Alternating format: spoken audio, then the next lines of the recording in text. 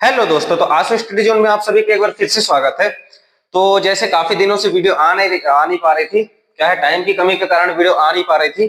तो अब हम क्या है अभी एक नई श्रृंखला चालू कर रहे हैं जिसमें हम क्या है मध्य प्रदेश को पूरी तरह से अध्ययन करेंगे और आने वाली जो भी एग्जाम है, जैसे कि अभी एमपीपीएससी हो गया है, एमपी पुलिस हो गया, फॉरेस्ट पटवारी, या जो भी एमपी की एग्जाम है, जहां पर भी एमपी पूछी जाती है वहां पर यह क्लास आपको काम करेगी और यहां से क्वेश्चन फंसने की पूरी उम्मीद रहेगी। तो हम चालू करते हैं अपना। तो आज हम पढ़ने का प्रयास करेंगे जो मध्य प्रदेश है ना, मध्य प्रदेश का सामान्य परिचय जानने का प्रयास करेंगे। इसके बाद आने वाली श्रृंखला में हम जो जो टॉपिक है इसके, नदियां हो गया, फिर राष्ट्रीय उद्यान हो गए, या जितने भी प्रकार के उद्योग हैं सब पढ़ने का प्रयास करेंगे। ठीक है, तो जैसे कि पहला आज हम देखने का प्रयास करते हैं कि मध्य प्रदेश है ना।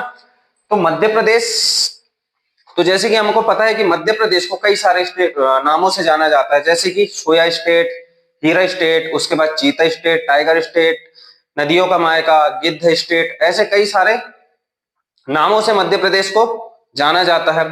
इसकी अगर गठन की बात की जाए तो इसका गठन कब हुआ था? 1 नवंबर 1956 में राज्य पुनर्गठन आयोग की सिफारिश के अनुसार 1 नवंबर 1956 पर मध्य प्रदेश का गठन हुआ था ना। इससे पहले मध्य प्रदेश में क्या थी, बहुत सारी रियासतें हुआ करती थी। रियासतों से भी अगर हम पहले और जाया जाए तो क्या है, मध्य प्रदेश में 2 महाजनपद हुआ करती थी। जब भारत में महाजनपद हुआ करती थी उसमें 2 महाजनपद कहाँ पाई जाती थी? हमारे मध्य प्रदेश में भी पाई जाती थी। तो ये अगर इसकी वीडियो हम क्या है डिटेल में पढ़ेंगे, इतिहास में पढ़ेंगे है ना, कि किस किस प्रकार से मध्य प्रदेश बना, कैसे यहाँ का मध्य भारत सेंट्रल प्रोविजन और ये सब, इसको हम कब करेंगे? इतिहास के बारे में जब पढ़ेंगे मध्य प्रदेश का तो उसमें जानने का प्रयास करेंगे ना। तो पहले हम क्या है एक एक समझते जाते हैं। तो जैसे कि मध्य प्रदेश है ना, मध्य प्रदेश को और क्या क्या नाम से जाना जाता है? हृदय प्रदेश के नाम से जाना जाता है। ठीक है, हृदय प्रदेश के नाम से जाना जाता है। ठीक है, हृदय प्रदेश के नाम से क्यों जाना जाता है? अगर हम भारत के बीच में देखेंगे ना तो मध्य प्रदेश कहाँ पड़ता है? भारत के बीच में पड़ता है, मतलब कि दिल वाली स्थिति में पड़ता है ना। तो इस कारण इसको क्या बोलते हैं? हृदय प्रदेश कहते हैं। उसके बाद सोया स्टेट कहते हैं। क्या कहते हैं इसको? सोया स्टेट कहते हैं। यहाँ पर सोयाबीन की फसल अधिक होने के कारण यहाँ पर इसको क्या कहते हैं? Soya state. इसके बाद और इसको क्या बोलते हैं? टाइगर स्टेट भी बोलते हैं, टाइगर स्टेट बोलते हैं। यहाँ पर बाघों की संख्या क्या है? सबसे अधिक, तो इस कारण इसको क्या बोलते हैं? टाइगर स्टेट भी बोलते हैं। और फिर चीता स्टेट है, चीता स्टेट है ना। चीता स्टेट हमको पता है कि ग्वालियर चंबल वाले इलाके में क्या लाके छोड़ा गया था? चीता को लाके छोड़ा गया था, तो इस कारण इसको क्या बोलते थे? चीता स्टेट। उसके बाद इसको क्या बोलते हैं? नदियों का मायका। क्या बोलते हैं? नदियों का मायका। नदियों का मायका क्यों बोलते हैं? क्योंकि मध्य प्रदेश में सबसे ज्यादा नदियों का उद्गम स्थल होता है, यानी कि बहुत सारी नदियां कहां से निकलती है? मध्य प्रदेश से निकलती है हमारे। इस कारण इसको क्या बोलते हैं? नदियों का मायका। इसमें से एक बड़ी नदी कौन सी है हमारी? नर्मदा नदी। ठीक है, नर्मदा नदी। बाकी नदियां कहां जाकर गिरती है? बंगाल की खाड़ी में जाकर गिरती है ना। सिर्फ एक नर्मदा नदी है जो कहां पर गिरती है? अरब सागर में गिरती है ना। क्यों गिरती है अरब सागर में जाके? क्योंकि वो अपनी क्या है भ्रंश घाटी में गिरती है ना, भ्रंश घाटी में जाकर बहती है। इस कारण वो क्या क्या है, वह नदी भारत की एकमात्र ऐसी नदी है ना, बड़ी नदी, जो कि क्या है विपरीत दिशा में प्रवाहित होती है, अपनी भ्रंश घाटी में बहती है ना। तो नदियों का मायका बोलते हैं। इसके बाद चंबल है गई, सोन नदी हो गई, शेर हो गई, शक्कर हो गई, केन नदी हो गई। तो ऐसी बहुत सारी नदियां कहां से निकलती है? इसलिए इसको क्या बोलते हैं? नदियों का मायका। पीछे जाए ऋग्वेद में, ऋग्वेद में माना, ऋग्वेद में क्या है, ऋग्वेद में मध्य प्रदेश को क्या नाम से जाना जाता था इसको? ठीक है, तो ऋग्वेद में इसको क्या बोलते थे? रेवोत्तर बोलते थे। क्या बोलते थे? रेवोत्तर। क्या बोलते थे? रेवोत्तर, है ना, रेवोत्तर बोलते थे। ठीक है, रेवोत्तर क्यों कहा जाता था? क्योंकि हमको पता है कि इसमें क्या है रेवा प्लस उत्तर, यानी कि नर्मदा नदी के उत्तर का इलाका होने के कारण इसको क्या बोलते थे? रेवोत्तर। उसके बाद और क्या बोलते थे? दक्षिणापथ, दक्षिणापथ बोलते थे। क्या बोलते थे? दक्षिणापथ। क्योंकि अगर पुराने समय में किसी को साउथ इंडिया में जाना होता था या दक्षिण भारत में जाना होता था तो वो कहां से जाते थे? मध्य प्रदेश होकर ही जाते थे। इस कारण इसको क्या बोलते थे? दक्षिणापथ बोलते थे।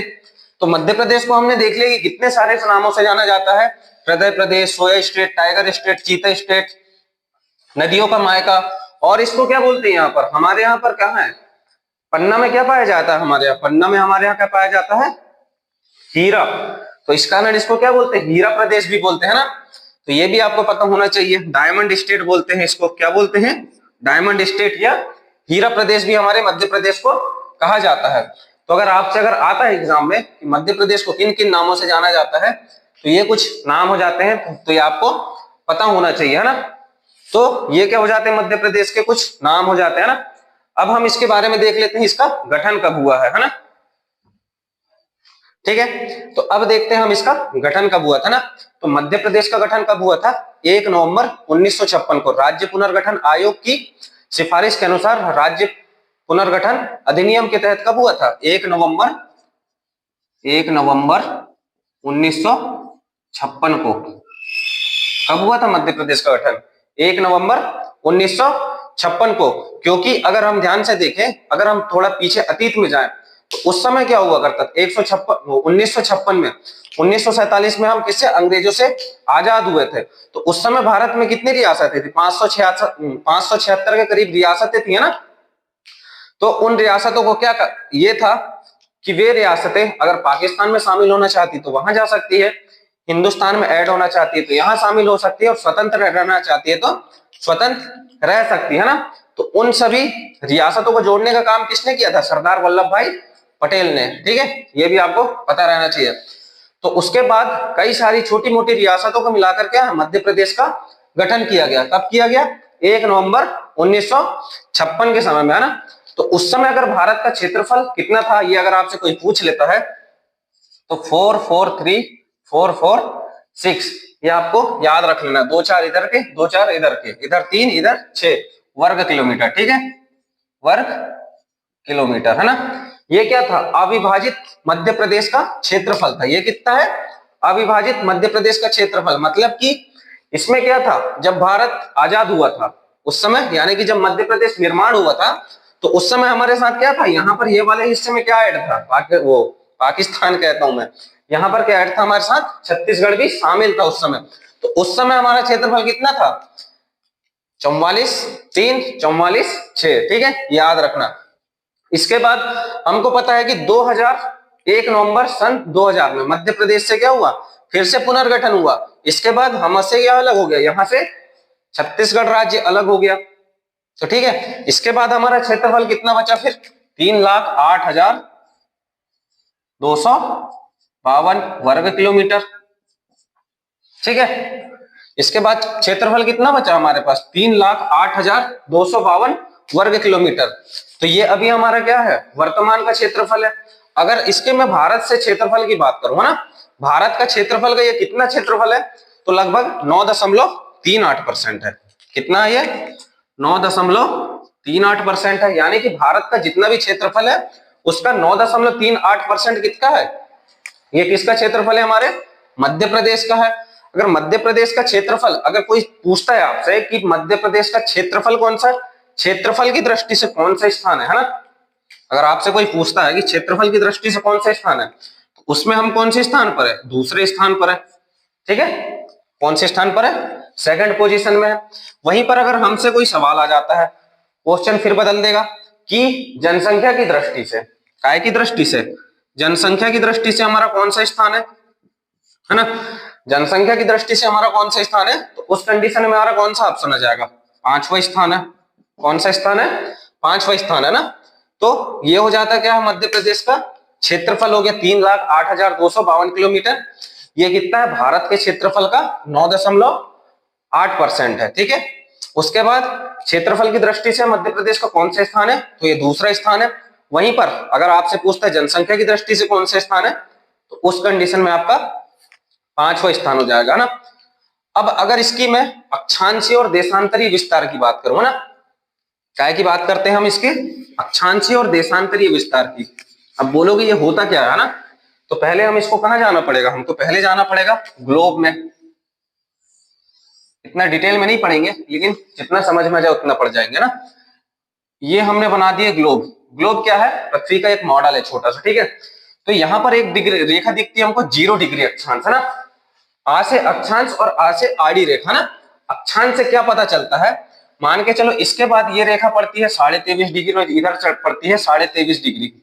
ये 23.5 डिग्री उत्तरी अक्षांश और ये 23.5 डिग्री दक्षिणी अक्षांश है, ठीक है। अब यहाँ पर अक्षांश और देशांतर की जरूरत क्यों पड़ती है मैं आपको बता देता हूँ ना। अब यहां से, ठीक है, पहले तो अक्षांश रेखा यहां पर 0 डिग्री है। 0 डिग्री से हम यानी कि उत्तर में जितने भी जाएंगे तो सब क्या है, उत्तरी अक्षांश कहलाएंगे। और 0 डिग्री से जितने भी नीचे जाएंगे हम तो ये क्या कहलाएंगे, दक्षिणी अक्षांश। इसको क्या बोलते हैं, विषुवत रेखा, है ना, विषुवत रेखा। या इसी को बोल देते हैं क्या, भूमध्य रेखा। इसको बोलते हैं कर्क रेखा, कर्क रेखा। इसको बोलते हैं मकर रेखा। क्या बोलते हैं, मकर रेखा। तो अब हमको यहां पर स्थिति देखना कि मध्य प्रदेश की स्थिति है क्या। अक्षांश रेखा का यूज कहां होता है तो बता दूं आपको मैं, कि अगर हम 0 डिग्री से ऊपर जाएंगे या नीचे जाएंगे ना। अब हमको जैसे मैं बोलूंगा कि मध्य प्रदेश है ना, तो मध्य प्रदेश की स्थिति क्या है मेरे को, तो यहां मैं बताऊंगा कि जो मध्य प्रदेश है 21 डिग्री 6 मिनट से लेके 26 डिग्री 30 मिनट तक, ये कहां पर है, ये उत्तरी अक्षांश है। तो बोलेंगे कि यहां पर कोई जगह है, तो यहां पर जो जगह है उसको हम क्या बोलेंगे, मध्य प्रदेश। उसके बाद जैसे मैं बता दूंगा देशांतर रेखा है, तो जैसे बताऊंगा 74 डिग्री 9 मिनट और इधर बताऊंगा 82 डिग्री 4-8 मिनट। तो ये क्या हो जाएगा, इससे क्या है, जो यहां से रेखा गुजरती है इसको क्या बोलते हैं, टाइम जोन। यहां से देशांतर रेखा से क्या निर्धारित किया जाता है, समय निर्धारित किया जाता है कि किस देश में कितना समय होगा ना। तो कर्क रेखा इसलिए बोले क्योंकि यहां पर हमारा क्या स्थित है, भारत स्थित है। आप अगर ध्यान से देखेंगे तो कर्क रेखा से, कर्क रेखा में कौन स्थित है, भारत हमारा कहां स्थित है, ये हमारा कर्क रेखा में स्थित है ना। तो इसका अक्षांशीय और देशांतरीय विस्तार की बात अगर मैं करूं तो इसका अक्षांशीय विस्तार है ना, तो जैसे कि 0 डिग्री है, 0 डिग्री के ऊपर जितने भी अक्षांश आएंगे सब कौन से अक्षांश कहलाएंगे, उत्तरी अक्षांश, है ना। यहां पर जितने भी अक्षांश आएंगे पूरे उत्तरी अक्षांश। अगर 0 डिग्री के नीचे आएंगे जितने भी अक्षांश तो पूरे दक्षिणी अक्षांश, है ना। अब यहां से एक रेखा गुजरती है, मानक समय रेखा, इंडियन स्टैंडर्ड टाइम, या यहां से एक रेखा, यहां से ग्रीनविच रेखा गुजरती है, ठीक है। जहां से इधर पे हम क्या करते हैं, प्लस टाइम जोन लेते हैं और इधर क्या करते हैं, माइनस का टाइम जोन लिखते हैं। तो इस तरफ जो भी कहलाएगा वो सब क्या कहलाएगा, पूर्वी कहलाएगा। और इस तरफ का पूरा भाग क्या कहलाएगा, पश्चिमी भाग, है ना। ये भाग क्या कहलाएगा, पूर्वी भाग, और ये वाला भाग क्या कहलाएगा, पश्चिमी भाग, है ना। ये क्या कहलाएगा, इधर का भाग पश्चिमी भाग और इधर का भाग पूर्वी भाग, है ना। और ये 0 डिग्री के ऊपर वाला भाग उत्तरी भाग और नीचे वाला भाग दक्षिणी भाग। तो हमारा भारत कहां पर है, कर्क रेखा में स्थित है। और उसी में क्या है, हमारा मध्य प्रदेश, है ना। तो इसके अगर अक्षांशीय विस्तार की मैं बात करूं तो इसका अक्षांशीय विस्तार कितना है, 21 डिग्री 6 मिनट से लेके 21 डिग्री 6 मिनट से 26 डिग्री 30 मिनट। उत्तरी अक्षांश क्या है, उत्तरी अक्षांश, क्योंकि 0 डिग्री के हम जितने भी ऊपर जाएंगे सब क्या कहलाएगा, उत्तरी अक्षांश। अगर 0 डिग्री से नीचे आएंगे तो सब दक्षिणी अक्षांश, है ना। अब वहीं पर इस तरफ की अगर बात करूं, मैं देशांतर की बात करूं, देशांतरीय विस्तार कितना है, तो 74 डिग्री 9 मिनट से लेके कितना, 82 डिग्री 4-8 मिनट, ठीक है। तो ये क्या है, इसका पूर्वी देशांतर, क्या है ये, पूर्वी देशांतर। तो ये क्या हो जाता है हमारा अक्षांशीय विस्तार और देशांतरीय विस्तार। अक्षांशीय विस्तार कितना हो जाएगा हमारा, 21 डिग्री 6 मिनट से लेके 26 डिग्री 30 मिनट। और देशांतरीय विस्तार कितना हो जाएगा हमारा, 74 डिग्री 9 मिनट से लेके 82 डिग्री 4-8 मिनट। ये हमारा क्या हो जाता है, अक्षांशीय देशांतरीय विस्तार, है ना। अब इसकी अगर मैं बात करूं, साथ में अगर हम एक चीज और भी देख लें, तो यहां पर हमसे एक सवाल ये भी पूछा जाता है कि मध्य प्रदेश के पड़ोसी राज्य कितने, है ना। तो ये भी हमारा सवाल आ जाता है कि मध्य प्रदेश के पड़ोसी राज्य कितने हैं। तो मध्य प्रदेश के पड़ोसी राज्य कितने हैं, 5 है। अब बोलेंगे कौन कौन से हैं, तो पहले अगर आपको मध्य प्रदेश के बारे में जानकारी लेना है तो मैं तो ये बोलूंगा कि आपको पहली बात रफ मैप बनाना बहुत जरूरी है ना, क्योंकि बिना रफ मैप बनाए अपन मध्य प्रदेश को या फिर भारत हो कोई भी हो, बिना मैप के बनाए हम क्या है किसी भी चीज को आसानी से नहीं समझ पाएंगे ना। तो यहाँ पर कितने राज्य हैं? 5 राज्य। अब हम इसको याद तो कर लेंगे, लेकिन हमको क्या करना है, पूरा समझना है इस चीजों को, क्योंकि याद की हुई चीज भूल जाएंगे, लेकिन हमको क्या करना है, समझना है। तो अगर आप मध्य प्रदेश के नक्शे को ध्यान से देखोगे भारत में, तो इस तरफ हमको क्या देखने मिलता है, यूपी। ठीक है, यहां से पूरा अगर ध्यान से देखोगे तो यहां तक पूरा क्या लगा हुआ है, यूपी लग गया। ठीक है, तो पहला राज्य हमारा क्या हो जाता है, यूपी हो जाएगा। यहां अगर आप ध्यान से देखोगे तो यहां पर क्या लगा हुआ है हमारा, राजस्थान हो गया। ठीक है, दूसरा राज्य क्या हो जाता है हमारा, राजस्थान। यहां पे अगर मैं चले जाऊं तो यहां से क्या लगा हुआ है, गुजरात हो गया। उसके बाद थोड़ा नीचे आ जाता हूं तो ये वाला इलाका क्या हो जाता है, पूरा महाराष्ट्र का इलाका हो जाता है। और अगर लास्ट वाले इलाके में चले जाऊं, पूर्वी भाग में, है ना, तो यहां पर क्या लगा हमारा, सीजी। तो कुल टोटल कितने राज्य हमारे, पड़ोसी राज्य कितने हैं, तो इसके बाद एक हो गया महाराष्ट्र हो गया, है ना, फिर गुजरात, फिर यूपी, फिर छत्तीसगढ़, फिर राजस्थान। तो भारत के पड़ोसी राज्य कितने हैं, 5 पड़ोसी राज्य हैं। ठीक है, तो ये भी हमको याद रहना चाहिए। और जो मध्य प्रदेश है अपनी सबसे ज्यादा सीमा किसके साथ साझा करता है, तो वो क्या है, उत्तर प्रदेश। तो उत्तर प्रदेश के साथ हम क्या है, सबसे ज्यादा सीमा साझा करते हैं ना। वहीं पर अगर गुजरात की बात की जाए तो गुजरात के साथ हमारा क्या है, सबसे कम सीमा साझा करता है। ठीक है, तो ये हो जाता है इसका कि भारत कितने राज्यों के साथ, भारत बोलता हूं, मध्य प्रदेश कितने राज्यों के साथ सीमा साझा करता है, तो 5 राज्यों के साथ सीमा साझा करता है।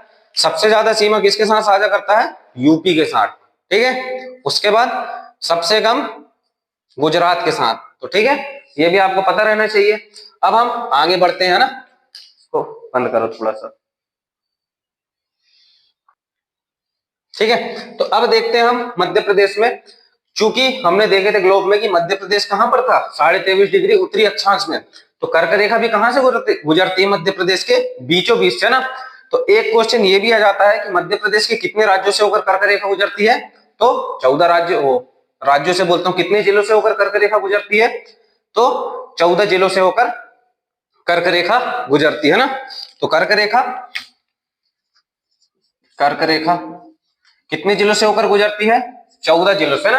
अभी आने वाली क्लासों में मैं आपको एकदम ट्रिक बता दूंगा कि किस किस राज्यों से होकर गुजरती है, जैसे कि सागर, भोपाल, इंदौर, रायसेन, देवास, जबलपुर, उमरिया, शहडोल। तो कुल टोटल कितने राज्यों से होकर गुजरती हो, राज्य ही आ रहा है यार, तो कितने जिलों से होकर गुजरती है, 14 जिलों से होकर क्या गुजरती है, हमारे यहाँ कर्क रेखा गुजरती है एकदम बीचों बीच से। ठीक है, तो इसलिए हम क्या देखते हैं, गर्मी के दिनों में मध्य प्रदेश में जोरदार गर्मी भी पड़ती है और ठंड के दिनों में जबरदस्त ठंड भी पड़ती है ना। तो कर्क रेखा कितने जिलों से होकर गुजरती है, हमारे यहाँ 14 जिलों से होकर गुजरती है। उसके बाद हमारे यहाँ से अगर आप ध्यान से देखोगे तो भारतीय मानक समय रेखा ना, इंडियन स्टैंडर्ड टाइम जोन, है ना, वो कहां से होकर गुजरता है। आपसे ये भी क्वेश्चन आ जाएगा कि IST, Indian standard time zone, कहां से होकर गुजरता है, भारतीय मानक समय रेखा ना। इसको क्या बोलते हैं, भारतीय मानक समय रेखा। क्या बोलते हैं, भारतीय मानक समय रेखा। ठीक है, भारतीय मानक समय रेखा कहां से गुजरती है, तो ये हमारी गुजरती है कहां से, सिंगरौली से। कहां से, सिंगरौली से। ठीक है, ये कहां से होकर गुजरती है, सिंगरौली से होकर गुजरती है। अगर यहां से देखोगे तो यहां से गुजरती है हमारी भारतीय मानक समय रेखा, क्योंकि भारत का टाइम जोन डिसाइड किया जाता है। नहीं तो भारत का क्षेत्रफल इतना है कि अगर कोई भी बोलते कि सबसे पहले सूरज तो हमारे यहाँ निकल रहा है, तो बोलते हमारे यहाँ का समय मानो, तो कुछ बोलते कि हमारे यहाँ लेट आ रहा है तो हमारे यहाँ का मानो। तो इसलिए क्या है, भारत में एक टाइम जोन स्थापित किया गया जो कि पूरे भारत में प्रचलित है और पूरा भारत उसी टाइम जोन को मानता है। तो भारतीय समय रेखा भी हमारे मध्य प्रदेश से गुजरती है। कहां से गुजरती है, सिंगरौली जिले से, है ना।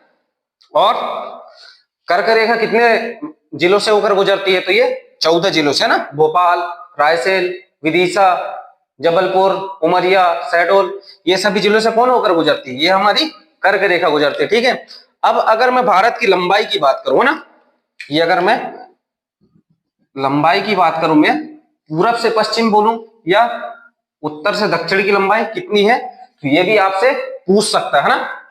तो जैसे कि हमको दिख रहा है पूरब से पश्चिम वाला भाग क्या है, हमको ज्यादा चौड़ा दिख रहा है ना, तो इसकी लंबाई कितनी है हमारी, पूरब से पश्चिम की लंबाई कितनी है हमारी, 870 किलोमीटर।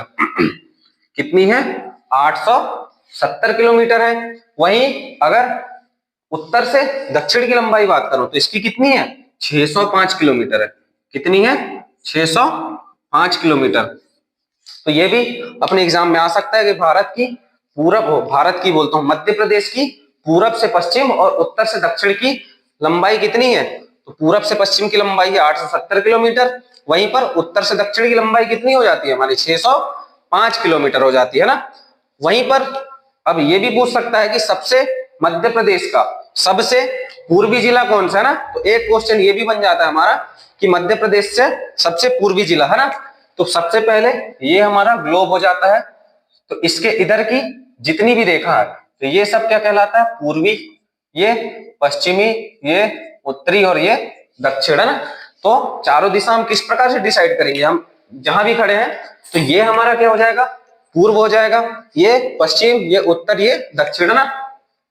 तो मध्य प्रदेश का भी सबसे पूर्वी जिला कौन सा हो जाता है, मध्य प्रदेश का सबसे पूर्वी जिला, ये भी आपसे पूछ लेगा, सबसे पूर्वी जिला है ना, सबसे पूर्वी जिला कौन सा है मध्य प्रदेश का। तो यहां पर अगर हम ध्यान से देखेंगे यहां पर, तो यहां पर कौन सा जिला आता है हमारा, तो यहां पर पड़ता है कौन सा, सिंगरौली। अब भी मैंने बताया था, क्या था, सिंगरौली। अब ये पूर्वी जिला हो गया, तो ये सबसे पश्चिमी जिला हो गया, तो पश्चिमी जिला कौन सा हो जाएगा हमारा, ये हो जाएगा अलीराजपुर। क्या हो जाएगा, अलीराजपुर। तो सबसे पश्चिमी जिला क्या हो जाएगा हमारा, सबसे पश्चिमी जिला, उत्तरी जिला और ये दक्षिणी जिला, इनको भी साथ में देख लेते हैं ना। तो अगर सबसे पूर्वी जिला की बात करेगा तो सिंगरौली है, सबसे पश्चिमी जिला की बात करेगा तो अलीराजपुर है ना। सबसे उत्तरी जिला, उत्तरी मतलब उत्तर जिला में कौन सा, ऊपर में, तो ये है हमारा मुरैना, ठीक है। सबसे उत्तरी जिला कौन सा है, मुरैना, और सबसे दक्षिणी जिला कौन सा हो जाएगा हमारा, ये हो जाएगा बुरहानपुर। बुरहानपुर, बुरहानपुर के केले बहुत प्रचलित हैं, क्योंकि अभी मैं गया था बीच में तो वहां पर सस्ते बहुत थे केले है ना। तो ये हो जाता है हमारा सबसे पूर्वी जिला, पश्चिमी जिला, उत्तरी जिला और ये दक्षिणी जिला। ये भी हमने देख लिया, पूरब से पश्चिम की लंबाई देख ली है, साथ में ये देख लिया कि कर्क रेखा किस किस कितने जिलों से होकर गुजर रही है, और भारतीय मानक समय रेखा है ना, वो किस जिले से होकर गुजरती है। ये भी आप भी क्या है, पेन कॉपी में इसको जरूर लिखते जाइएगा, क्योंकि ये आपके बहुत काम आएगा, खुद की नोट्स होती है, ठीक है। तो ये हो गया हमारा भारत का विस्तार, हो गया, कर्क रेखा हो गया। अब हम देखते हैं भारत की कुछ प्रचलित चीजें है ना, तो अब इसको देखने का प्रयास करते हैं, ठीक है। इसको मैं बंद कर लो 10 मिनट कर दिए, ठीक है। तो अब देखते हैं हम लोग मध्य प्रदेश की कुछ महत्वपूर्ण चीजें है ना, चीजें जैसे कि मध्य प्रदेश का राजकीय पशु कौन सा है, राजकीय भाषा कौन सी है, ये सब जानने का प्रयास करते हैं ना। तो जैसे कि हमको पता है मध्य प्रदेश क्या है, सभी राज्यों के बीच में हृदय स्थल में है। तो यहाँ पर क्या अलग अलग क्षेत्रों में अलग अलग यानी कि बोली जाती है, ठीक है। लेकिन अगर मध्य प्रदेश की ऑफिशियल लैंग्वेज या राजकीय भाषा की अगर मैं बात करूँ ना, तो मध्य प्रदेश की ऑफिशियल लैंग्वेज या राजकीय भाषा क्या है, ये हमारी क्या है, हिंदी लैंग्वेज है। क्या है, मध्य प्रदेश की राजकीय भाषा क्या है हमारी, हिंदी लैंग्वेज है, ठीक है। अगर आपसे आता है तो आप बता सकते हैं। उसके बाद अब जैसे कि राजकीय गीत है ना, राज्य गीत क्या है मध्य प्रदेश का, मेरा मध्य प्रदेश है ना, क्या है, मेरा मध्य प्रदेश, मेरा मध्य प्रदेश। तो मध्य प्रदेश का राजकीय गीत कौन सा है, मेरा मध्य प्रदेश, या मध्य प्रदेश गान भी बोलते हैं ना। तो ये कौन, ये क्या है मेरा मध्य प्रदेश, मध्य प्रदेश का राज्य गीत, जिसके रचयिता कौन है, जिसके रचयिता कौन है, महेश श्रीवास्तव। ये भी आपको पता रहना चाहिए है ना, महेश श्रीवास्तव। ये हो जाता है कि मध्य प्रदेश गीत के रचयिता कौन है, मेरा मध्य प्रदेश। इसे राजकीय मध्य प्रदेश गान कब घोषित किया गया, राजकीय गीत कब घोषित किया गया, 2011 में। तो ठीक है, ये हमको पता रहना चाहिए। राजकीय भाषा क्या है हमारी, ऑफिशियल लैंग्वेज हिंदी है। उसके बाद राजकीय पक्षी है ना। उसके बाद हमारा राज्य फल क्या हो जाता है, राजकीय फल क्या हो जाता है हमारा, आम है। और हमको पता है कि जो रीवा का सुंदर का जो आम है उसको क्या मिला है, जीआई टैग मिला है। क्या मिला है, जीआई टैग। किसको, सुंदर गजा आम को, ठीक है। उसके बाद राजकीय पक्षी कौन सा हो जाता है हमारा, राज्य पक्षी क्या हो जाता है, शाह बुलबुल हो जाता है, ठीक है। इसको मैं देखता हूं, यहां पर लगा दूंगा मैं।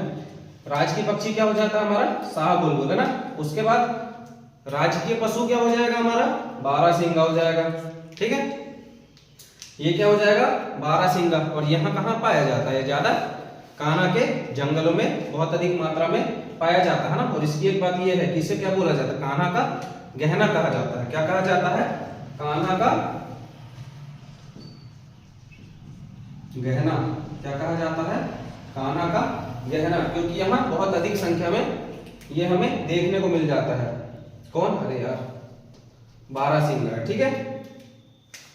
इसके बाद राजकीय खेल, है ना। राजकीय खेल क्या हो जाएगा हमारा, मलखंभ हो जाएगा। क्या हो जाएगा, मलखंभ। तो मलखंभ ये क्या रहता है, एक लकड़ी रहती है, ठीक है। उसमें क्या है, इंसान अपनी कर्तव्य दिखाता है या कर्तव्य दिखाता है। वो भी बहुत मस्त खेल होता है, आप देखिएगा, गूगल में सर्च मार के दिख जाएगा, ठीक है। मलखंभ खेल किस प्रकार से खेला जाता है ना। उसके बाद राज्य वृक्ष कौन सा हो जाता है हमारा, ये हो जाता है बरगद का। उसके बाद राज्य नदी, है ना। राजकीय नदी कौन सी हो जाती है हमारी, मां नर्मदा, जिसका उद्गम स्थल कहां से होता है, अमरकंटक से। कहां से होता है, अमरकंटक से, ठीक है। और अंतिम रूप से कहां जाकर गिरती है नदी, तो अंतिम अरब सागर में। यो क्योंकि सभी नदियों से विपरीत दिशा में बहती है, ठीक है। तो राजकीय नदी कौन सी हो जाती है हमारी, नर्मदा नदी। और इसको 2017 में क्या मिला था, जीवित नदी का दर्जा मिला गया था। कब मिला था, 2017 में। 2017 में क्या मिला था इसको, जीवित नदी का दर्जा मिला था, ठीक है। उसके बाद राजकीय नाट्य क्या हो जाता है हमारा, माचा। और राजकीय नृत्य क्या हो जाता है हमारा, राई हो जाता है ना। अरे यार, ये भी बच गया ना। तो और एक राजकीय मछली, ये क्या हो जाती है हमारी, महासीर। कौन सी हो जाती है, महासीर हमारी क्या हो जाती है, महासीर। ये क्या हो जाती है हमारी, मछली हो जाती है। लेकिन IUCN की रिपोर्ट के अनुसार 2012 में इस मछली को क्या है, विलुप्त घोषित कर दिया गया है। यानी कि कुछ प्रजाति इसकी क्या हो गई थी, विलुप्त होने लगी थी। तो इसको क्या है, विलुप्त होने की कगार पर है मछली, है ना। तो IUCN द्वारा इसे क्या है, विलुप्त मछली की श्रेणी में रखा गया है ना। तो ये भी हो जाते हैं हमारा राजकीय गीत हो गया, फल हो गया, आम हो गया, पक्षी हो गया। इससे रिलेटेड अगर क्वेश्चन आते हैं तो आप आसानी से बना सकते हैं, ठीक है। और देखते हैं इसके बारे में और कुछ, और बचा है कुछ, ठीक है। इसको मिटा देता हूं जब तक मैं, ठीक है। तो और क्या देख लेते हैं हम, मध्य प्रदेश की कुछ विशिष्ट राजधानियां देख लेते हैं ना। जैसे मध्य प्रदेश की व्यावसायिक राजधानी किसे कहा जाता है, ये आपसे एग्जाम में पक्का है कि 1-2 नंबर में आसानी से पूछा जा सकता है ना। तो मध्य प्रदेश की व्यावसायिक राजधानी किसे कहा जाता है, इंदौर को कहा जाता है। किसे कहा जाता है, इंदौर को कहा जाता है, ठीक है। वहीं पर मध्य प्रदेश की कोयला राजधानी किसे कहा जाता है, मध्य प्रदेश की कोयला राजधानी किसे कहा जाता है, ये कहा जाता है सिंगरौली को। किसे कहा जाता है, सिंगरौली को, क्योंकि यहां से बहुत अधिक मात्रा में कोयला निकलता है, ठीक है। मैग्नीज राजधानी किसे कहा जाता है, तो मैग्नीज राजधानी कहा जाता है बालाघाट को ना। तो बालाघाट में और क्या है, बालाघाट का फेमस है चिन्नौर चावल फेमस है ना। उसके बाद कान्हा नेशनल पार्क भी बालाघाट और मंडला में उपस्थित है, ठीक है। उसके बाद मध्य प्रदेश में मैग्नीज भी सबसे ज्यादा कहाँ निकलता है, ये भी निकलता है कहां पर, अपने बालाघाट में। तो मैग्नीज राजधानी क्या हो जाती है हमारी, बालाघाट, है ना। साथ में बालाघाट में मलाजखंड में क्या निकलता है हमारा, कॉपर भी निकलता है, यानी कि तांबा, वो भी निकलता है ना। राज्य की संगीत राजधानी, संगीत राजधानी किसे कहा जाता है मध्य प्रदेश में, तो संगीत राजधानी कहा जाता है मैहर को। किसे कहा जाता है, मैहर को, ठीक है। इसके बाद खेल राजधानी किसे कहा जाता है, ये भी आराम से 1 नंबर में आएगा। आपको पता है तो 1 नंबर आराम से मिल जाएंगे, वरना फिर नहीं पता तो इसलिए खेल राजधानी क्या हो जाती है हमारी, मध्य प्रदेश की खेल राजधानी क्या है, इंदौर है। ठीक है, उसके बाद एक और राजधानी हमारी संस्कार राजधानी। संस्कार राजधानी किसे कहा जाता है, ये आपसे पूछ सकता है आराम से। तो ये किसे कहा जाता है, जबलपुर। किसे कहा जाता है, जबलपुर को। और जबलपुर में क्या है, प्रचलित चीज, तो जैसे कि हमको पता है वहां पर क्या है, भेड़ाघाट जलप्रपात है ना, भेड़ाघाट घुमावदार संगमरमर की चट्टानें पाई जाती है दोनों तरफ से।